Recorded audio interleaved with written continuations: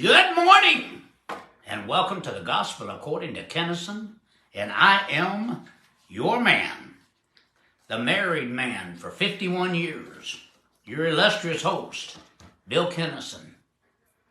Now I'll tell you what I'm going to do right now. I'm going to kiss my wife. Oh my goodness, get back on the camera. Love you, baby. Love you. Paulette Cup, good morning. All right, I'm going to kiss Paulette too. Okay. If she was here, you would. Yes, I would. Derek Kuster, good morning. And Jack Friedman. And Derek Kuster, we want to say good morning to him. And then Jack, we're going to remember his wife Marcy in prayer, I guess a couple days ago. He didn't let us know till this morning. She had a shoulder replacement. And so we want to remember Marcy, his beautiful wife. We want to remember her in prayer this morning. And who else you got, honey? We have got, and he said to like and join the Gospel according to Kinison on YouTube. Oh, Jack. Jack. Yeah. Danny James, good morning. Danny James. We went through some tough times with Danny and his family, but it looks like they're doing great. Jeff Seich, I don't have my glasses on. S-E-I-C-H, Jeff Seich. I'll be back. Maybe I need to pray for my wife. It's too late. His name's already passed out. Yeah, there he is, Jeff Seich. Yes, hello. Well, we want to welcome him. Welcome him this morning. And then Nicholson, yes. Jerry Nicholson and his family, I love them. Even though, most of these people we've never met in person. Some of them. And so how do you get, huh? Yeah, we have not. And then there's others we've known too long. No, none of them too long. But Jerry and his family, we're glad to have them. I think they've almost been with us from the beginning. Kaylin Picardo. Kaylin Picardo. Mm-hmm. All right, good to have Kaylin. And Kimberly Eisenberg, good afternoon. She's in Florida, so. Yeah, she's not there in California with that hurricane and everything else. It's come down to a tropical storm. Well, up with the people you're talking to. Yeah. Yeah. But anyway, we want to pray for everybody in California. This is the worst storm that they were going to have in 87 years. So when they told me, I said, well, we were in a 100-year storm last winter. And so we want to remember everyone in prayer. And Sherry and I, since you've seen us, we've been married 51 years. 51 years ago. Matter of fact, 51 years ago today, we were in Milwaukee, Wisconsin, and we decided after a wild honeymoon at the Wisconsin State Fair, and we were just laughing and talking about it, because we were married on Friday night. This, our anniversary this year was on Friday, and so the next day we went to Milwaukee, Wisconsin, and it's like I've said, I know how to take care of my woman. Took her to the Wisconsin State Fair there in Milwaukee. Now that is a honeymoon. And here I'm really trying to impress Sherry. She's probably trying to impress me. We decided the first ride we was going to ride on is a roller coaster. Except this roller coaster was wood, it was old, it was rickety, and I swear at one point, two of our wheels left the track. And so after we got off that, we decided we rode enough. So we'd go back and we'll go see the rest of Milwaukee. And sure, we ended up having probably the greatest city crusade at the Mecca. Yeah. There in Milwaukee. Ginger was born while we were there in Rockford, Illinois, which was 90 miles away, and Milwaukee's been good to us. It's been good to us. We still have folks from that crusade that watch our program, and that had to be 40 years ago. Yes, it did. Ginger just turned 40. Yep, and she was born in Rockford, Illinois. Good morning, Anthony Golden. Anthony Golden. He's a good guy. I like Anthony.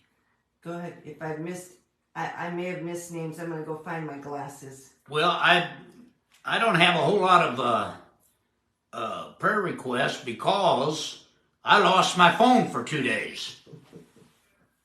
While everybody was sending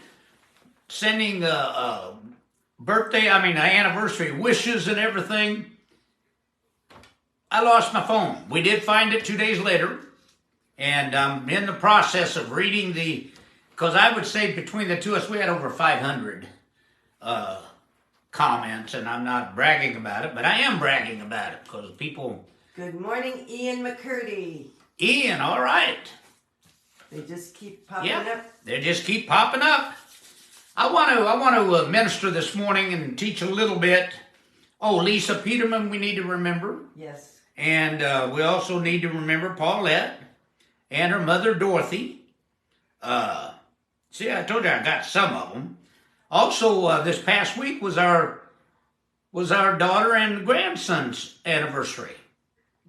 It's son-in-law, not grandson. Oh, yeah, that's right, son-in-law. Yeah, that'd be a little weird, wouldn't it? The 13th was their anniversary. Yeah, that was since last Sunday. And then we do have Finnegan's birthday, August 30th. And we have a very, one of my closest friends, John Lutz. He and his wife, Marlene, their anniversary was yesterday. So they were the day after us. And so we want to remember everyone in prayer. Good morning, Mary Zastro. She said you're looking spiffy, Bill. It's just a natural See, look. if you unbutton your tie, then they could see the polka dots on that tie. Or unbutton your vest, they could see the polka dots. You know, sure you had like 4 hours this morning to tell me. Well, no, you still can't see it. All right. Well, they know. I don't care. Here. Yeah. There we are. Oh, that's good. Yeah, that's good. That's good. I'm not doing that. I'm sorry. Gonna make a idiot out of me right here. No, that's a pretty tie. It is a pretty tie. Well, if I can get it back in here. There we are. And I'm gonna button this last button. I don't care what you say. Go ahead. All right.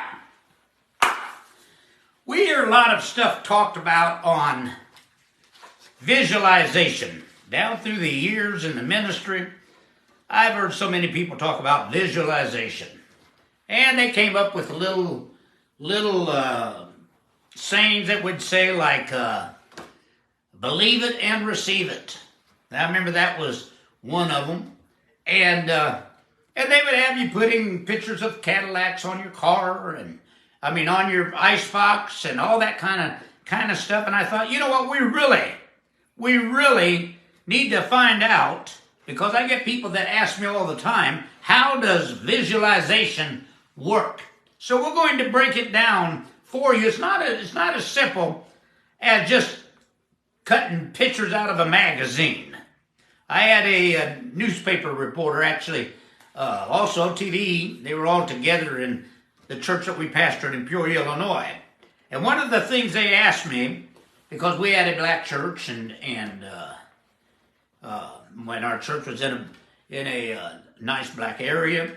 Anyway, they asked me the question, you mean to say that somebody is on welfare and has nothing, can visualize himself succeeding and prospering and become successful and prosperous? That's what they asked me. And my answer was, yes. Very simply, yes. Everything that you can actually see yourself being, doing, you can accomplish. You can accomplish it. Now let's get into this. We've been conditioned to believe that life is lived from the outside in. In other words, we've been conditioned to believe that if we got a mansion, then that would cause our life to be so much better. But you're living from the outside in. It should be the reverse. Live from the inside out. What the mind sees is not this solid picture that is communicated to the brain. That's not what the mind sees. But what your awareness has conditioned you to see. In other words, seeing, now listen, you got to listen to each word almost I say. Matter of fact, you should be taking notes. And if I talk too fast for you, that's what Susie, our our signer that we still are in touch with, still love her, and her husband Mark and her daughter.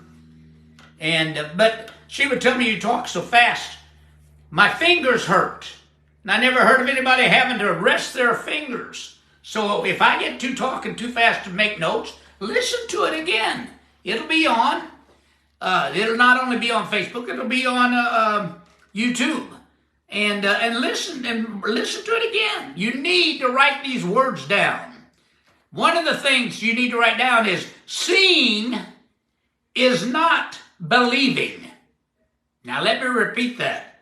Seeing is not believing. Believing is seeing. I hope you get that. Hope you understand that. Seeing is not believing.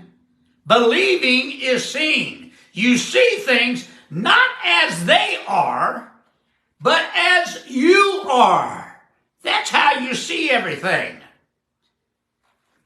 Your perception is shaped according to your previous experiences. How many times you ever heard somebody go, I'm not ever doing that again? Well, that's because their perception is shaped according to their previous experiences. And so when something in your world goes awry, problems in the office, a business venture that didn't work out, a bank account that or bank balance that doesn't is insufficient to meet your current obligations. Normally, the first concern is to set things right. However, when you understand the law of visualization, you will realize the greatest need is not to set it right, but to set it rightly. Hope you're understanding this. You see, right seeing is one of the most important things and the most important keys to understanding truth is to see it right. More important than even changing things out there is changing the way you see them. That's more important than what you have out there. More important than changing things out there is you just changing the way you see them. One of the most effective ways in which we use the law of visualization and also by which we can understand it is in worry. Worry is based on the belief that some bad condition already exists, so you worry. The worrier vividly pictures in his mind, and all of us have been guilty of this, the bad condition he's worrying about. We can picture that exactly how bad it can get and what we're afraid of. That's why Job said, and I liked it, he did this right in the middle of everything that was going on. He said, for the thing I fear most comes upon me. Of course it does. Because in the fear and anxiety, he was visualizing the end and creating the mind for the end's manifestation. How it's all going to end up, him dying and all that kind of stuff. This is the way the mind works. Let's be clear on what we mean by visualization. For many years, many of you have been filled with fear that you would lose your job or not have enough money to live on or get sick, and you can go on, and it will happen. Listen to it. It will happen. But you can reverse the process and see yourself in a secure, well-paying job or in your retirement. You don't have to be limited to what the government gives out to you. Then they stand there and threaten you with making it less than it is. You don't have to do that. Visualization. We're not talking about seeing things. Now listen, here's where we get messed up.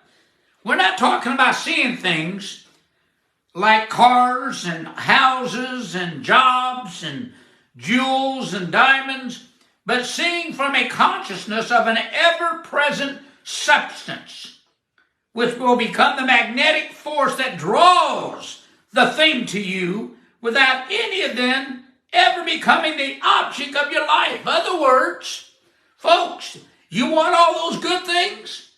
You want all that? Then I want you to see it from a consciousness that is ever present. It's always there. You don't have to wait like the man that was laying by the pool in the Bible. And he had to wait to every season, and the angel would come down and would trouble the waters. Whoever first, it's such a bad system. Whoever first got into the water got their miracle.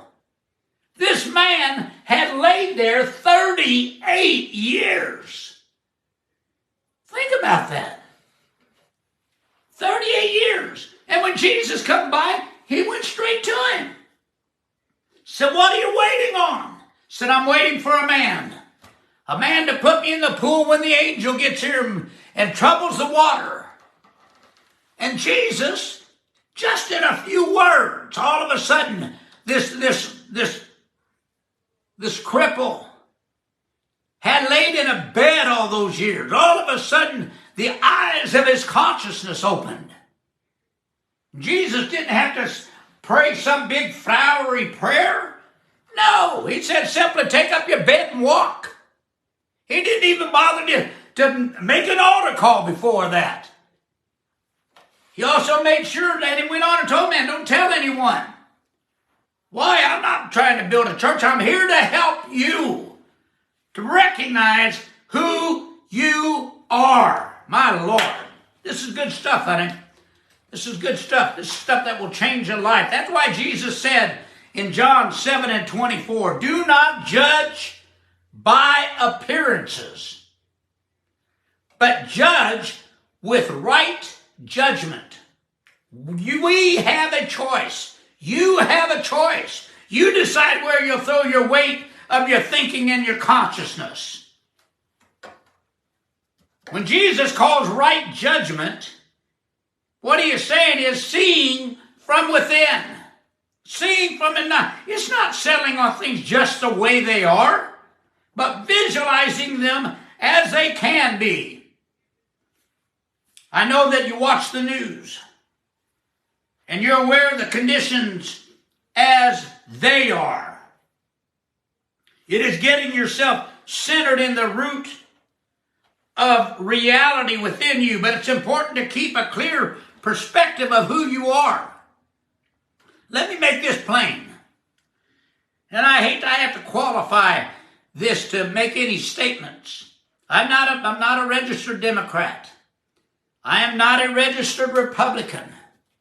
I have conservative values. I have liberal values. But I'm going to tell you something. I don't live. My vision is not the vision of the Biden administration. That's not my vision. My vision isn't to lie and to do all these other things. My vision is I want to help you attain whatever you want. I'm not here to try to take things away from you.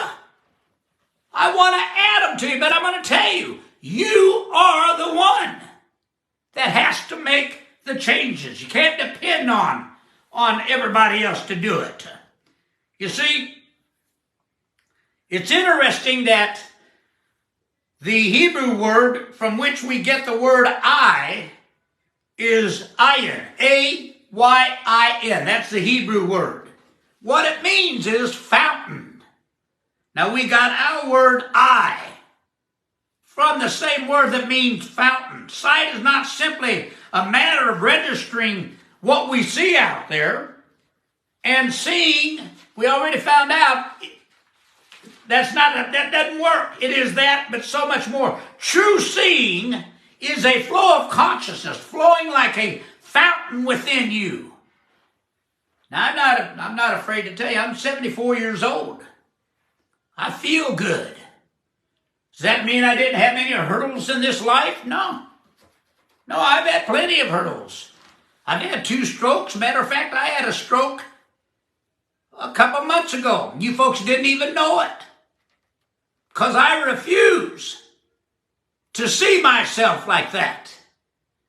I'm seeing myself in health. I am visualizing And I may not be the youngest looking guy, but I'm going to tell you something. I don't do bad for 74. Now, that's not even what I strive for. You see, where you are in your thinking has everything to do with what you see in your experience.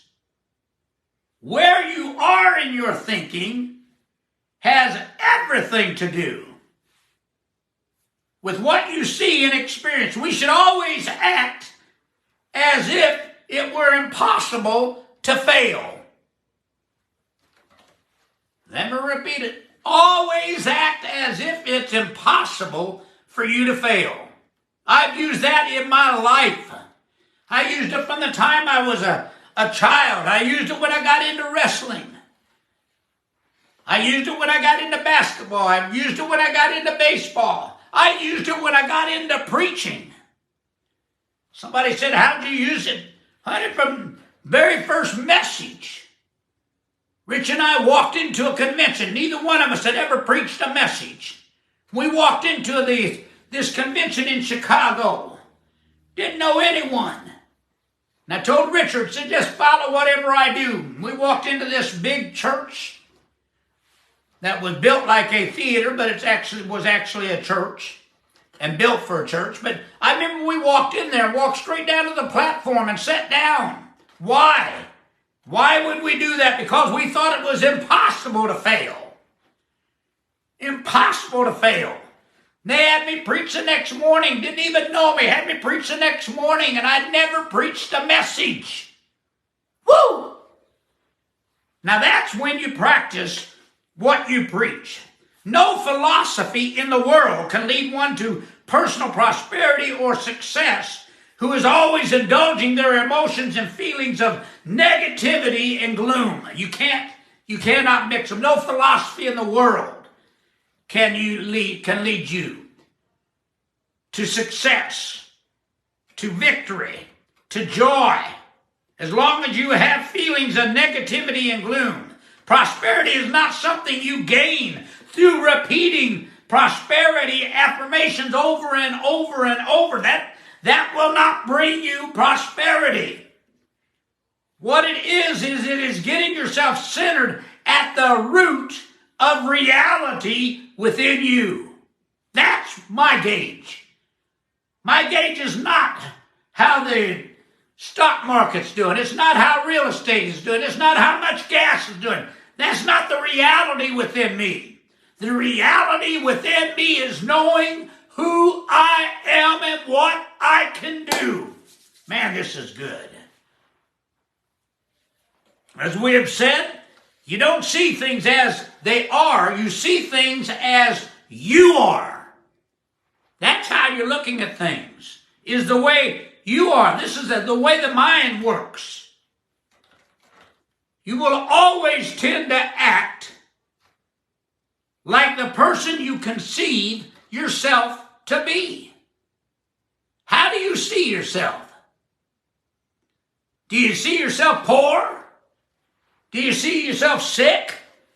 Do you see yourself as a loser? Because whatever you see yourself as, that's how you conceive yourself. Or do you conceive yourself full of victory? Do you conceive yourself as you cannot fail? I remember we had a lady that was kind of our nanny or whatever, if you can imagine that. She didn't have any money either, and she was living in the same church we did. And I really loved her. Nellie Shields. And I would sit there, and she was so nice. I'd go down and sit and talk to her when I had a match in wrestling the next day. And I would sit there and tell her what I was going to do to that boy. How I was going to beat him. How I was going to win. And all I was doing was conceiving myself in my conceptions that I was a winner. It carried over into my life. It carried over in the ministry. And Sherry and I were extremely successful. It carried over when I started managing Sam.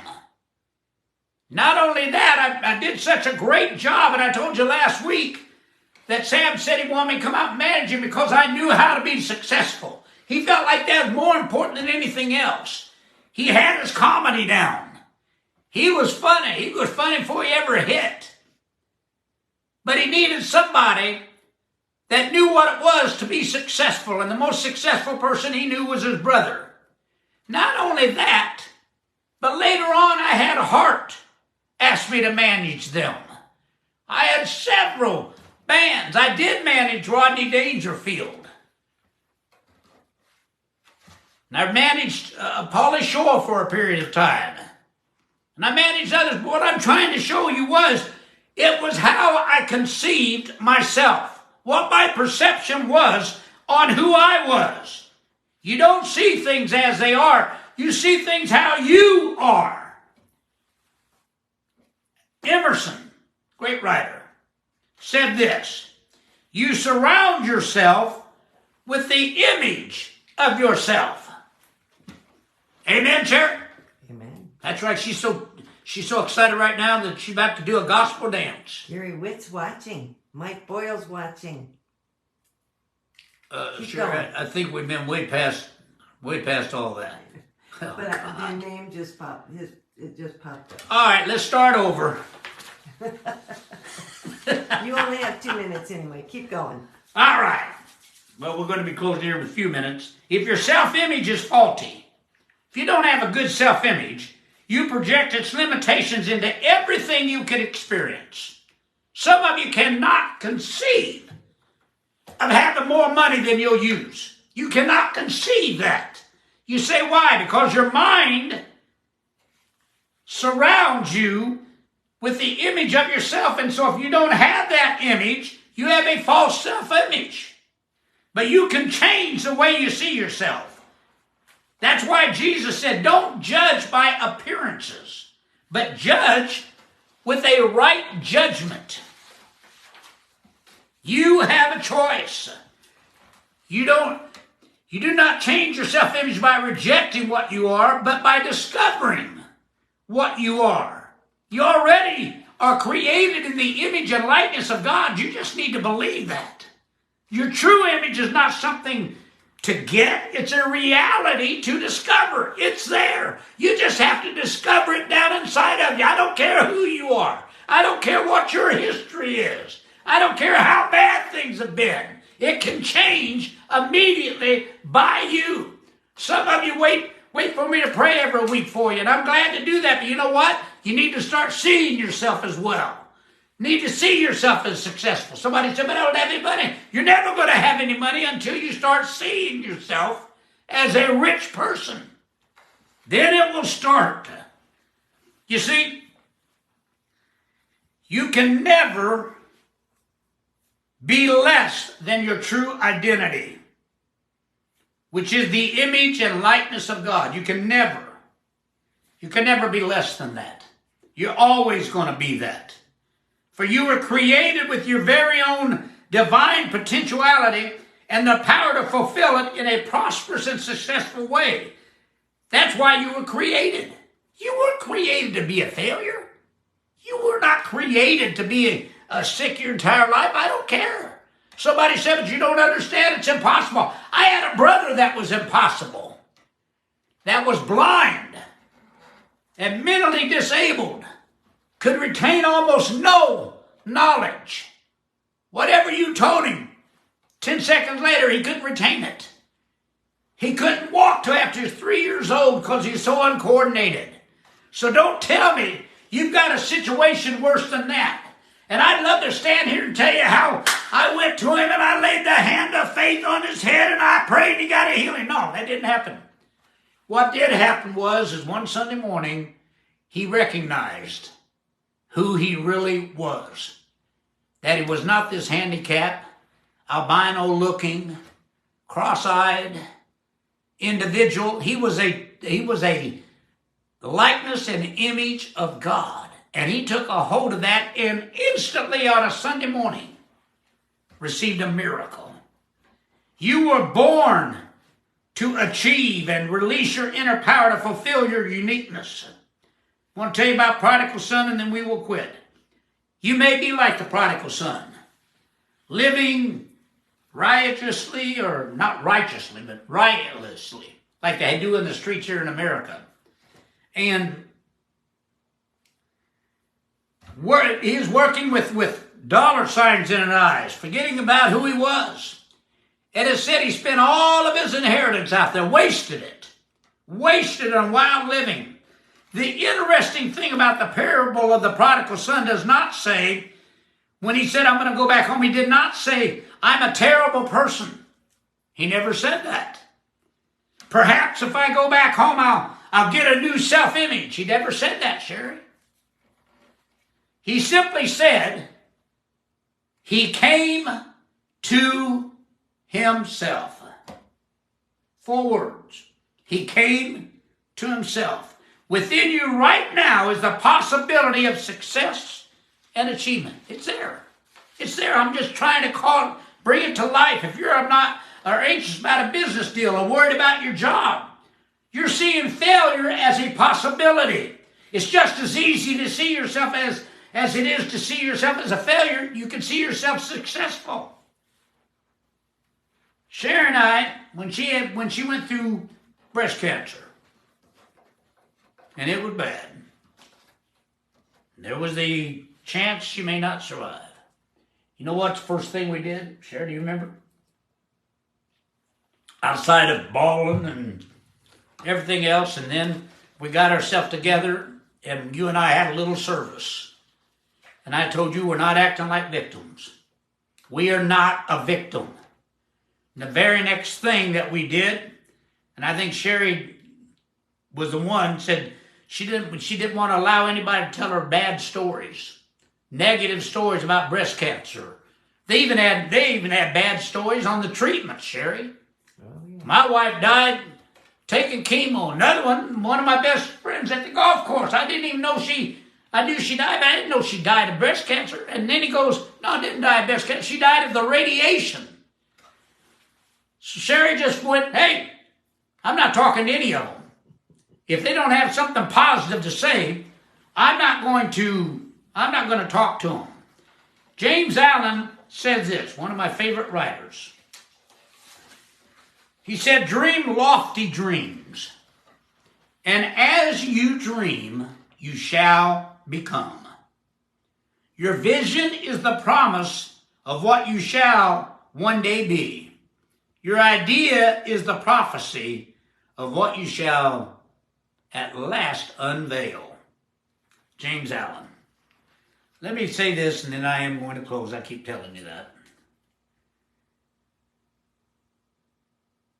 Each individual, and you probably ought to write this down because this is going to be kind of hard for some of you to accept probably. Each individual is God in his own experience. Should I repeat that, Sherry, or do you think they shut me off right there? They probably shut you off. You think so? Well, each individual, then, if they have, I'm going to tell you, each individual is God in his own experience. You're not God over anybody else, but even David, the psalmist, declares, have I not said you are God and all the children of the Most High? In other words, they're also gods. There's only one God.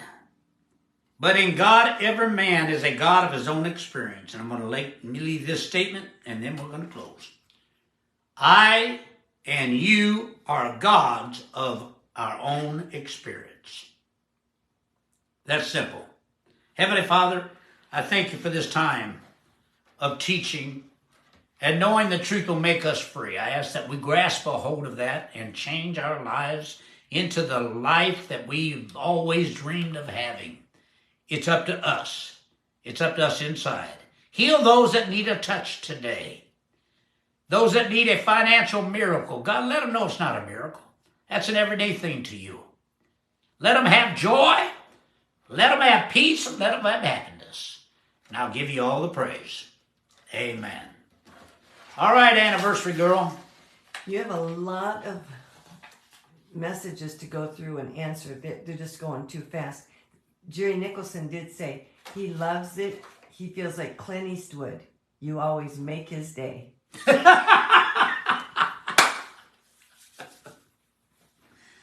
Well, in the middle of all this action, I kind of forgot if I shot it 5 times or I shot it 6 times. Do you feel lucky, punk? Clint Eastwood, by the way, is one of my favorite all-time actors. Good guy. Good guy. Thank Well, honey. you all. Love you all. Thank you for the messages. Bill will read them all and respond. Yes, I will. They've loved your message today. They think it's one of the best you've ever done. So you'll have to respond to them. I can't keep ministering to distress. Best you've ever done. Now you know what that does next week? Yeah. I gotta like study another whole new message. Yes, you do. But I love it. I love doing You it. gotta up your game every week. You gotta up your game every week. Well, I try. And the God in me says I'm doing it. I'm doing it. I love y'all. Sherry loves you. God loves you. Have a great week. We'll see you next week.